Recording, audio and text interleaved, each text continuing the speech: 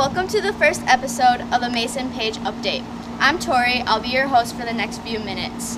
Our current likes are at 62, with our last like coming from Joey McAllister. Thank you, Joey, and thank you all for your support. This show will be a monthly report. We will have a short interview with Mason, seeing what he's up to and what he's working on. We also have a segment called Mason's Moves, where you can see what he tries to pull off in a fight. So let's get to it. Mason, thank you for taking the time to talk to us. On August 3rd, you fought UFC veteran Kevin Burns and suffered your second loss as a pro. Can you tell us how you deal with that and what you do to move on? You just sort of have to deal with it. It's an event that happened, right? So it was a good experience for me. I got to fight a really good opponent, and showed me a lot about the things I needed to start training on.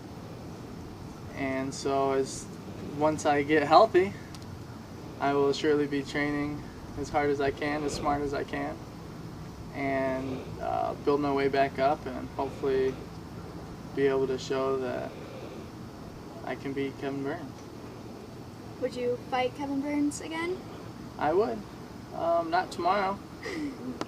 I think that he's a good opponent, and for me to win, I would have to take a good couple months dedicated to training to beat Kevin Burns. What would you try to do differently? Just training more combat. I feel like fighters need to fight, and if I gotta go overseas and fight a monk, I'll fight a monk. If I gotta go to Mexico and fight a cartel member, I'll fight a cartel member. Fighting's fighting, and I gotta get more of it. Alright. And since this is our first show, we don't have any viewer questions, but we do have a question from your dad. Mauricio Temikel asks, Mason, when will you cut your hair? I don't plan on cutting my hair.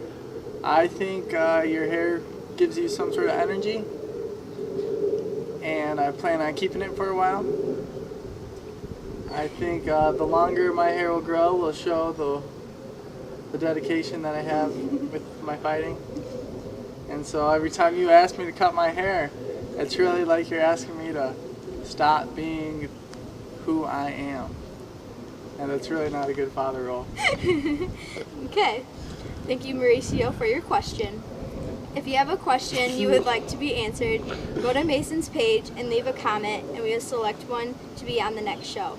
Now for the segment, Mason's Moves. Mason, you are known for your rubber guard style. Will you show us this position and tell us what you're trying to do while in that? Yeah, if I can just get my training partner here. So during my rubber guard, stand over here.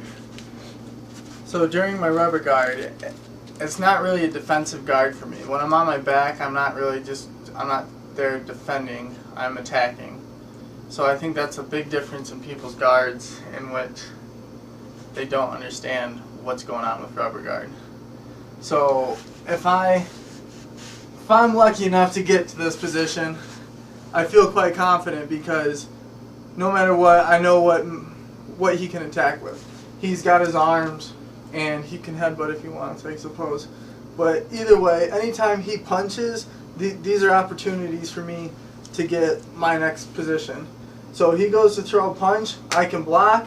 None of these punches ever really land, because you have your defense. This is all going to be one punch, and as soon as he's got any power on it, that's when you pull him in. Hands on the mat, pop your hips out, rubber guard. It usually happens this well.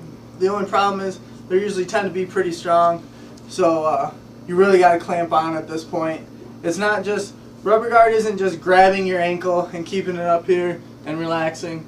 Like I said, rubber guard is an attack position. So in this position, your hand's just not in the collarbone, it's driving into the collarbone, squeezing downward, squeezing inward with both your knees and the inner abductors, adductors. So, and then you're squeezing, hugging this elbow. So this point here, you should be pretty much controlling the situation. If he gets too much control of the situation, that's your bad rubber guard. So from here, there's striking abilities. If you're flexible enough. If you're not flexible enough, then you're not going to really be able to like reach back and hit or strike here, fucking with his face and with his breathing. But no matter what, I like to stay here. If I can get here, hand on the mat, I'm pretty happy. And my basic attack is just the basic flow, or past the neck to chill dog, kung fu move. I'll go for the omoplata.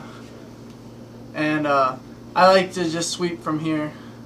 If I can get the finish, I'll get the finish. But no matter what, I'm going to be in a better position.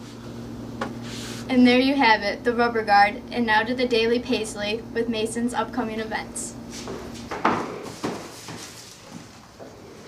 We got nothing. We're currently looking for fights in October and November. What's up, fighters? What's up, promoters? What's up, punks? Don't be scared, bro. Sign the papers. Give my brother a shot. And that has been the Daily Paisley. Back to you, sister. Well, that's our show. Remember to have your friends like Mason's page and leave a comment with any question you would like to be answered.